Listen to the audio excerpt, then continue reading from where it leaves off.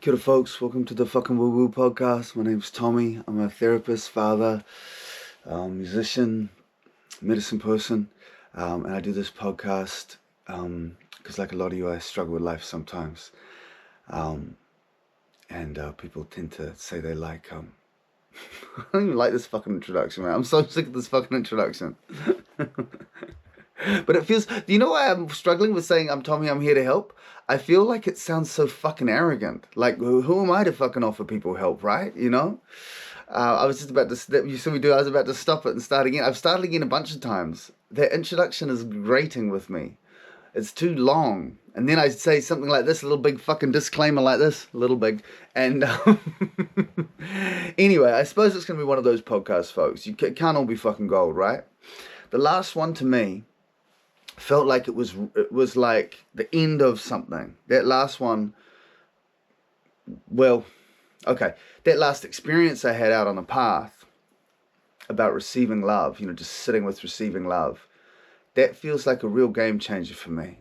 And in a 2-month period of constant experiences of healing and lessons that felt like game changers, that particular one feels like one of the most significant. And when I've looked back because I've looked back now, all 19 podcasts up until now, this will be number 20, they have all felt pretty, it feels like that tells a story, and that story kind of comes to a conclusion. And so I was going to do this episode just now about tell the story of my addiction and recovery. But I looked on my phone just now and saw there's some little notes that I've got about things that I want to say. And so this is going to be the wrap up one. And hopefully it's going to be interesting enough. Okay, first thing it says is, okay, so I had this experience a couple of days ago where I'd had this beautiful walk. And during the walk, I hadn't talked much.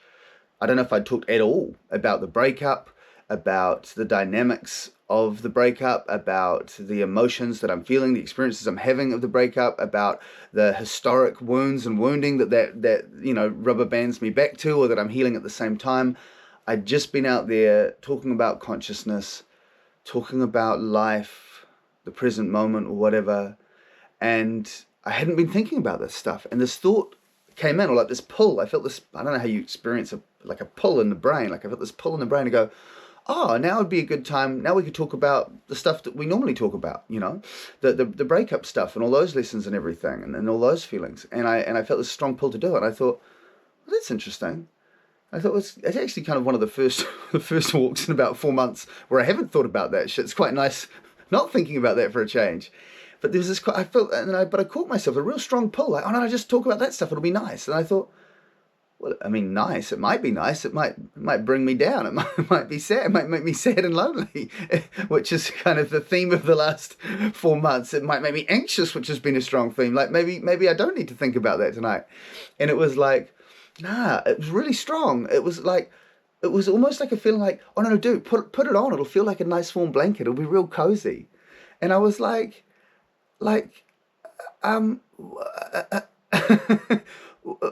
why? And I could see all of a sudden it was, I wouldn't say an addiction, but I'd say it was like just a habit, just a natural tendency now, and the way it attracted me, the way like the carrot, right? Like the way it drew me in was to say it'll feel nice, it'll feel comfortable, it'll feel warm, it'll feel cozy, and I had to sort of say, oh wow, if I now do think about that, that'll create a reinforcing memory, that'll strengthen a neurological pathway in my brain, and I'll just do it every time, because I think we unconsciously just do it every time. We fucking do the same things, we think the same thoughts, we have the same experiences. Like, we are quite pattern forming. Like, the programming in our brain is it's pretty dominant, right? And I thought, now's one of those moments. I mean, every single moment on earth is one of those moments, but I get to choose in this moment whether or not I'm going to carry on with that, because right now I've got no need to think about it. Like, I don't have to. And here's how addiction works, right? It tells you, oh, you don't have to get high tonight. Like, you've got choice. Just choose to do it. You know what I mean? That's kind of what it felt like. And I was like, oh, fuck, yeah. And I consciously made the decision not to. And then the mother of my kids and I, she took me along to this breathwork thing with some friends of hers who she's met. I think it's her yoga teacher, and the breathwork was awesome. It was cool. It was really cool. It didn't feel like a huge amount of release for me or a huge amount of anything for me. It was just like a nice experience with lovely people, you know. But then at the end, after the breathwork, I was sitting there and lying there, and this beautiful experience happened where it came in and it said, "Where there once was loss, now burns a fire. Where there once was loss, now burns a fire." And I just imagined the space in my brain, the space in my heart, the space in my being that is focused for the last 4 months on pretty much this one fucking topic, you know, and all of my historic wounds and childhood, you know, little T traumas and stuff that go into it.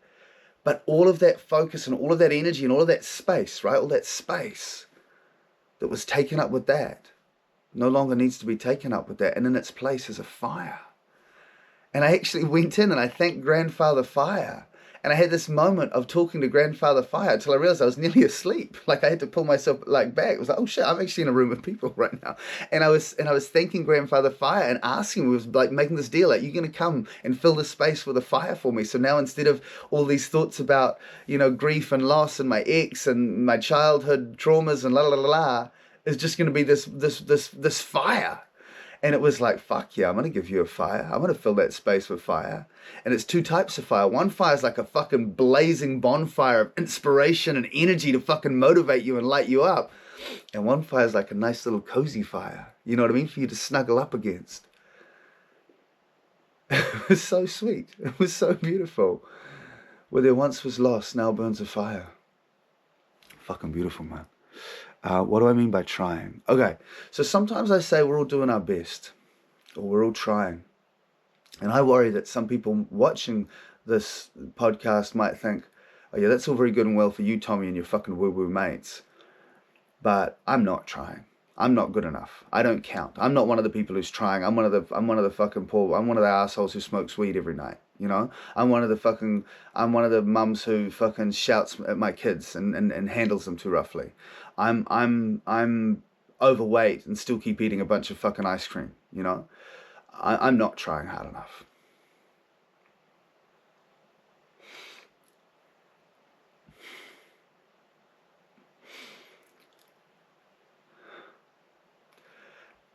But I want you guys to know, like, you are the ones. You are the ones I'm talking to when I say that you're doing your best. Like, you're the ones I'm talking to. The ones who think they're jacking off to porn too much. The ones who think they fucking should be recycling more. The ones who think they play their video game too much. And do jack off the porn too much, and do eat too much ice cream, and are overweight, and don't have a healthy relationship with marijuana, and do snap at their partner, and are selfish. Like yes, this is what it is to be a human. This is what it is to be a human, man. The spirituality the people I'm trying to reach, the spirituality I'm trying to talk about, it's not about letting yourself off the hook and say, oh, we're all trying our best, so therefore I'll just keep doing this shit. It's not about that. But fuck it, man. Like, none of us can look like these fucking, you know, like our woo-woo friends on fucking Facebook and Instagram, you know, with the perfect bodies and the fucking, every night is a fucking cacao ceremony with fucking supermodels and fucking surfers. Like, none of us can live up to that, man. None of us can do that. We can't be constantly recycling every single fucking microplastic that comes into our orbit. Like, you know, we can't all be running these fucking successful charities and changing the world with our fucking IT startup. Like, we're people. We're just the normal people. You know, we're just the normal people. And so these people on Instagram whose best looks so much fucking better than us, and the parents down the street who've got more kids than us and they seem to manage it better than us and be more happy than us.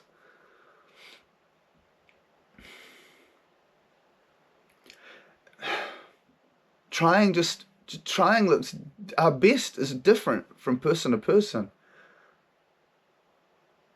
What I'm trying to say is I think we're too hard on ourselves. I think you're being too hard on yourself. Say, I'm not trying, I'm not my best version of myself. The best version of yourself today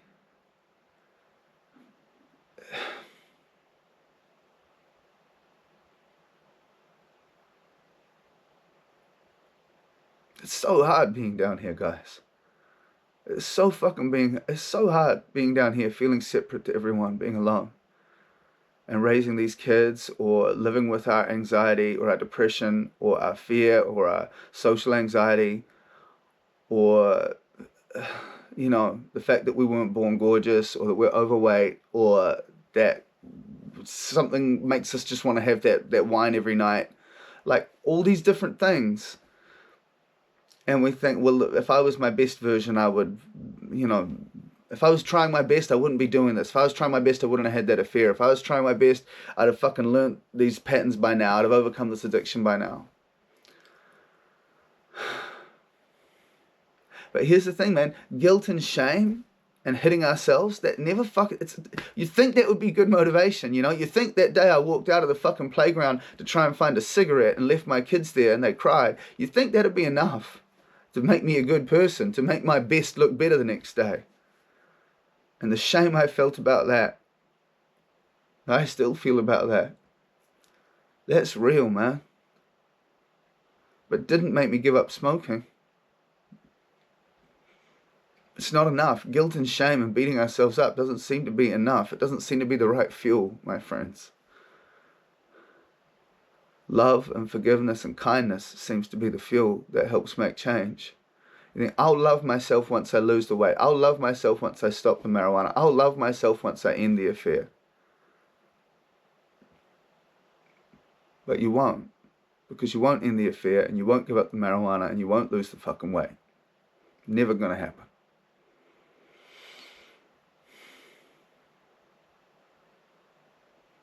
You gotta love yourself.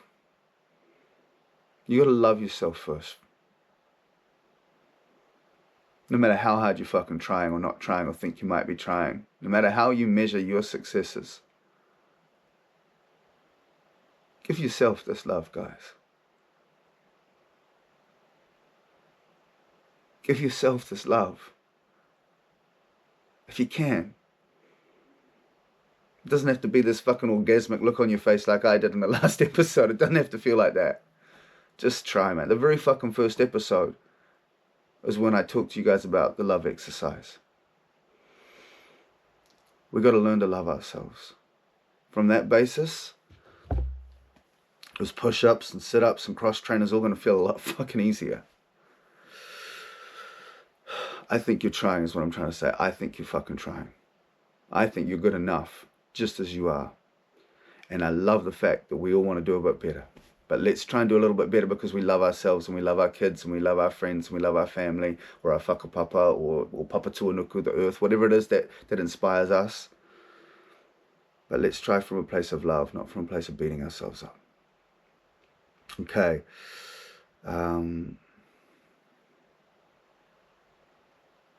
That feeling I had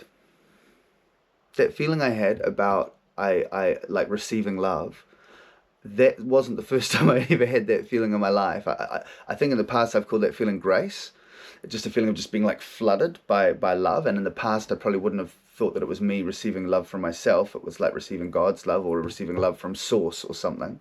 But it was kind of ad hoc or random. I didn't know how to cultivate it. I didn't know any exercise to get that. It would just be some of these walks I was doing in the hills talking to myself. I would just feel it. Or sometimes just randomly, like at work or driving to work or with my kids, things would be hard or whatever. And I'd feel this tension. And then all of a sudden I'd feel this release and I'd feel flooded by this sort of spiritual love, this grace.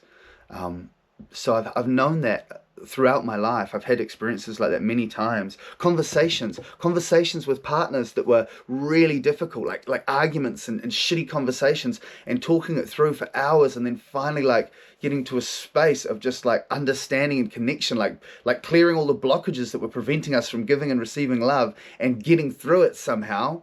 having the faith to keep on talking even when things got hard, and normally the answer not being convincing them of my opinion, but me actually opening myself up and being responsive and really letting myself hear them without the projections, and then going, oh my God, that's what you were saying.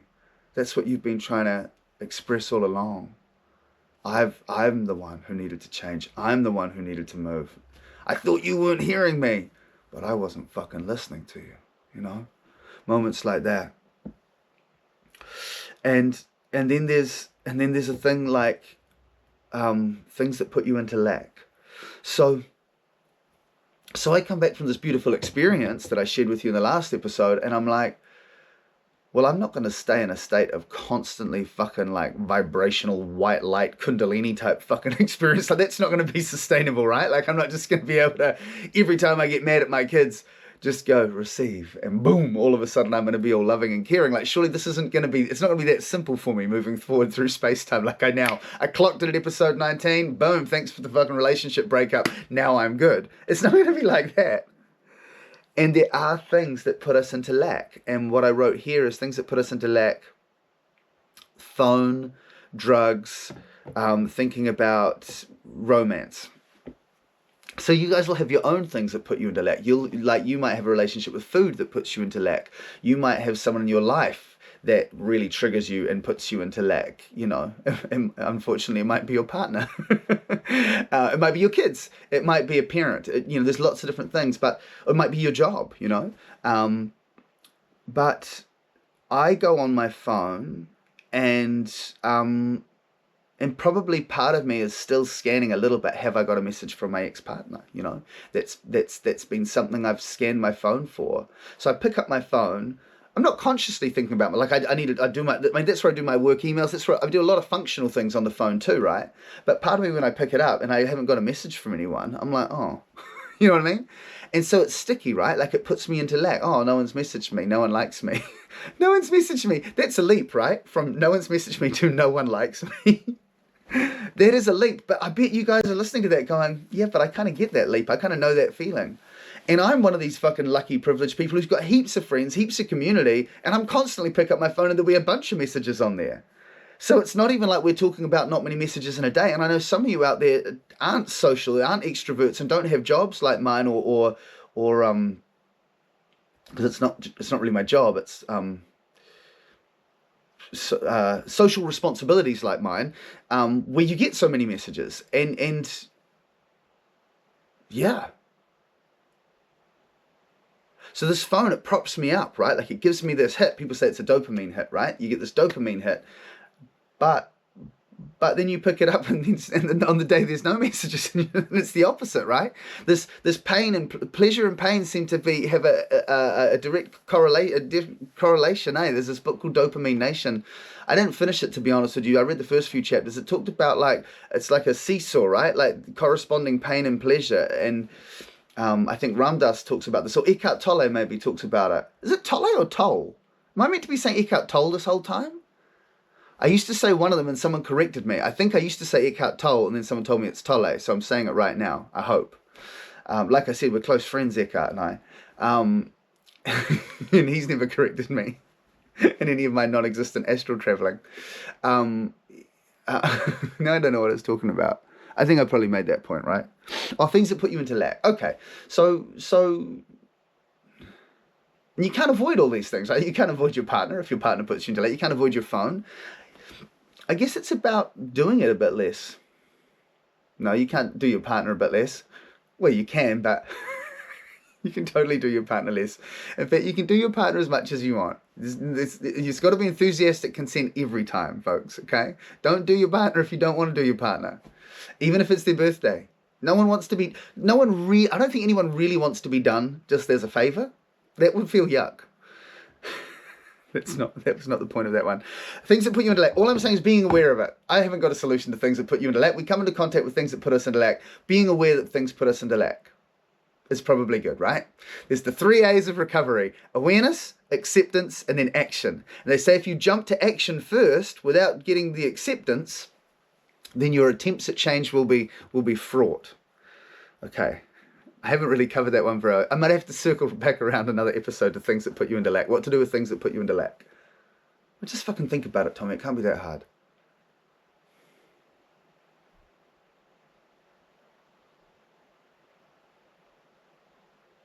What I'm doing is I'm just being aware of my relationship with these things that put me into lack. I'm being aware of my relationship with them, and I'm staying connected to myself. How I stay connected with myself, as I told you guys, I set that as an intention in the morning. I check in with different aspects of myself that I've learned to communicate with. The vulnerable child, who I call little fella. This feminine vulnerable child, who I call Sophia. Oh, that's one of the things I wanted to tell you about. Okay, guess why I called her Sophia? Oh, sorry, anyway, let me finish that thought. I get in touch with those different aspects of myself, and my commitment is to stay connected to them.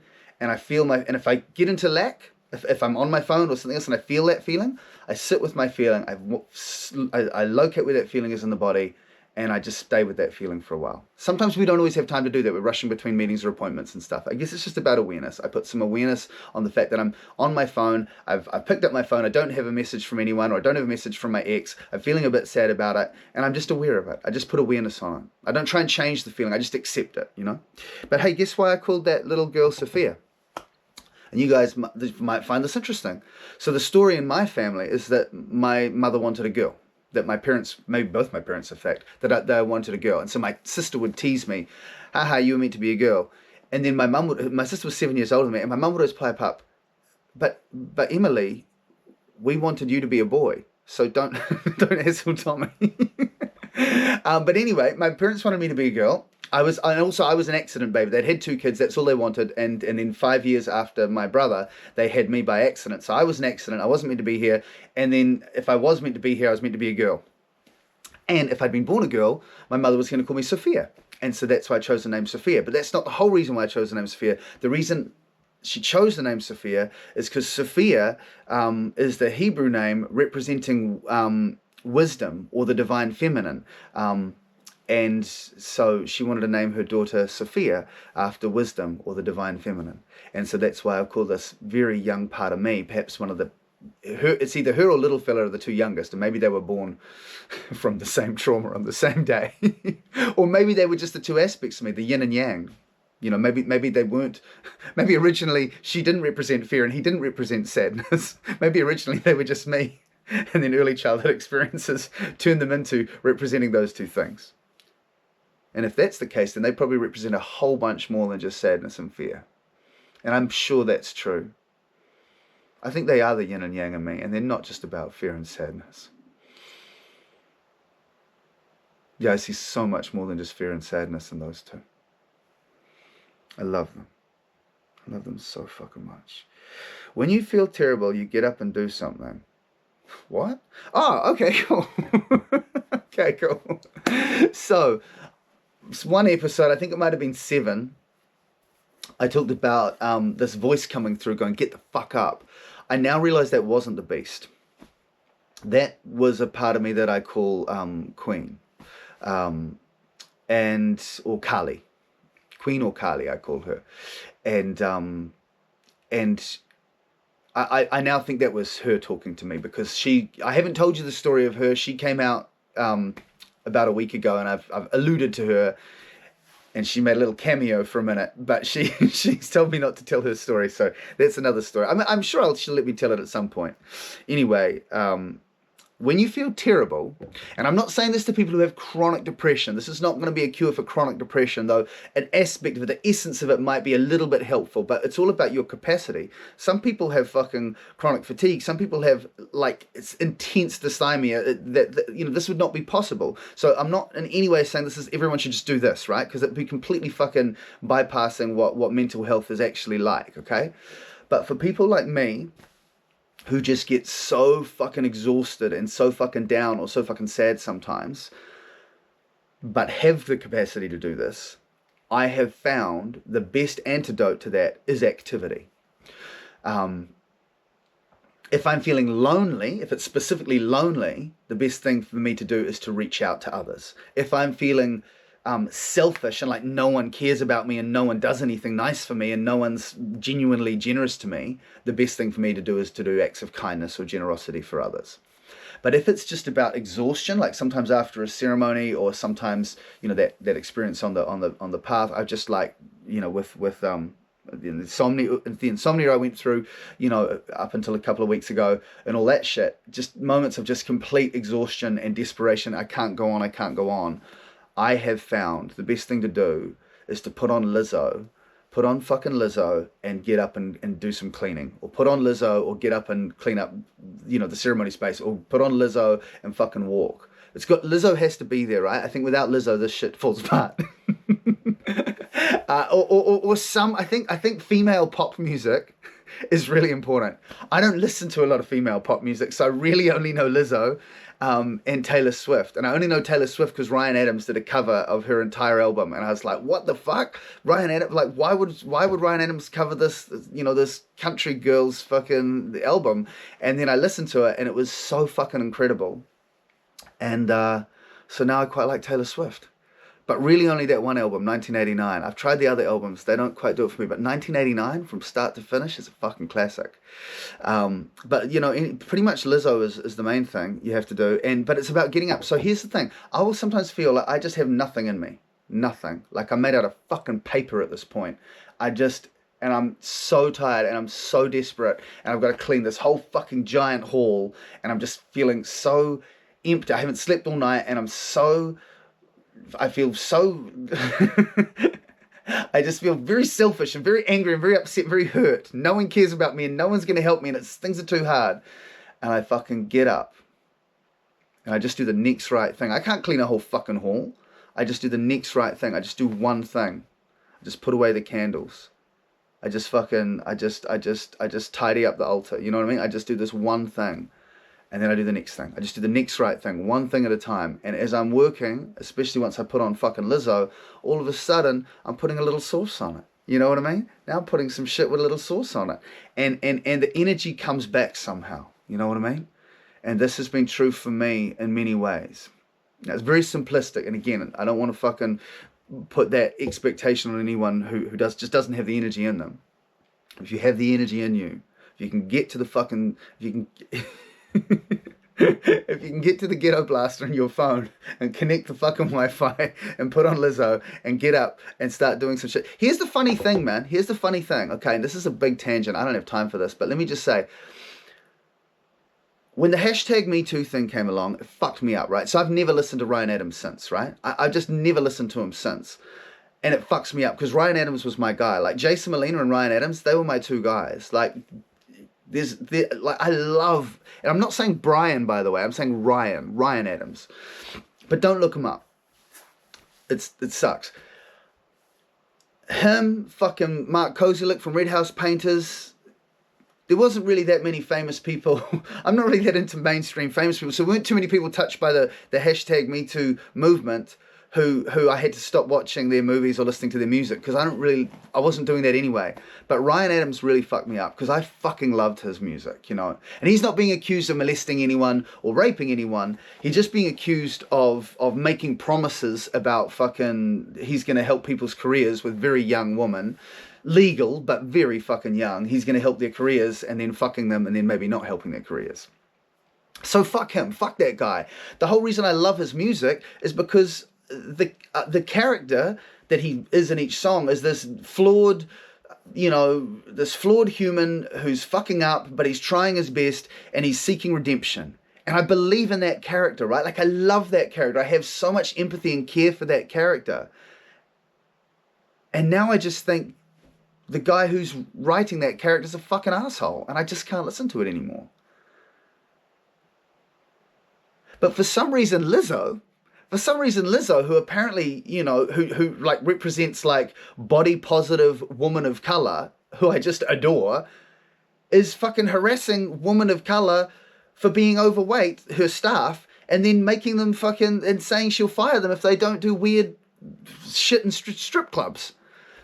That's probably, you know, I'd say that's probably worse than what Ryan Adams did. If she was a white man, I would not be listening to her music anymore. Put it that way. If Lizzo was a white man doing that shit, I wouldn't be listening to her music anymore. So clearly that means I'm, now I'd have to do that whole fucking, okay, I got to finish that there. I'm going to do a thing about privilege, and in it I'll talk about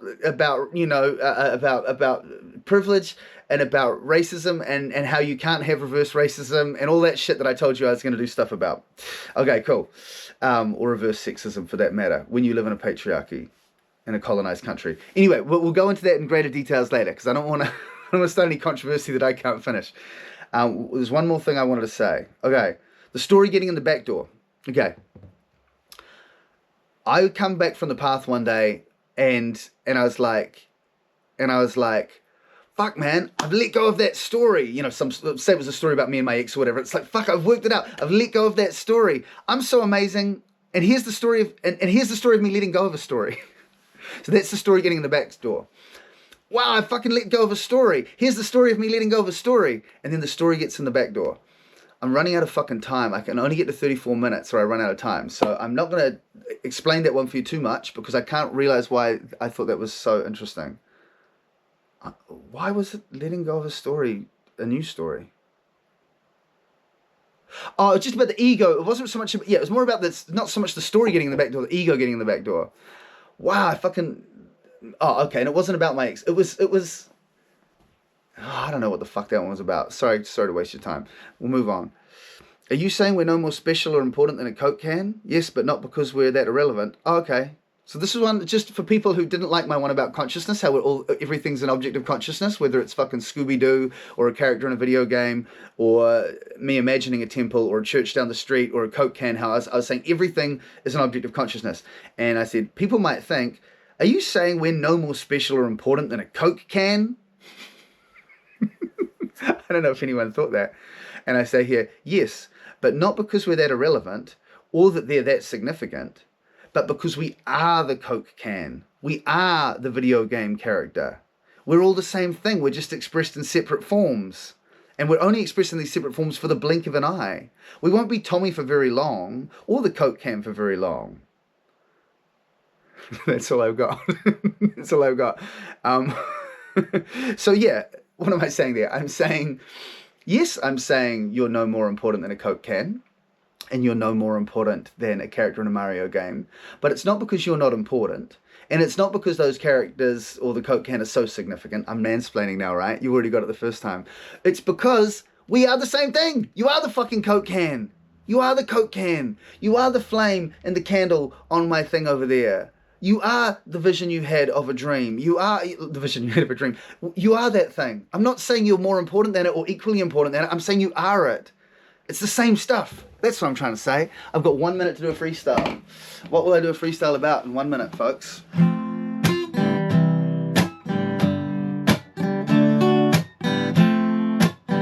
should have started singing straight away, but I didn't know what chords I was going to play. I always play the same basic chords. I should have known from the start. Always play the same basic chords.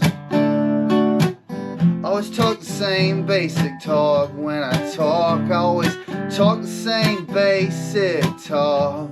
It's always about God, and it's always about love.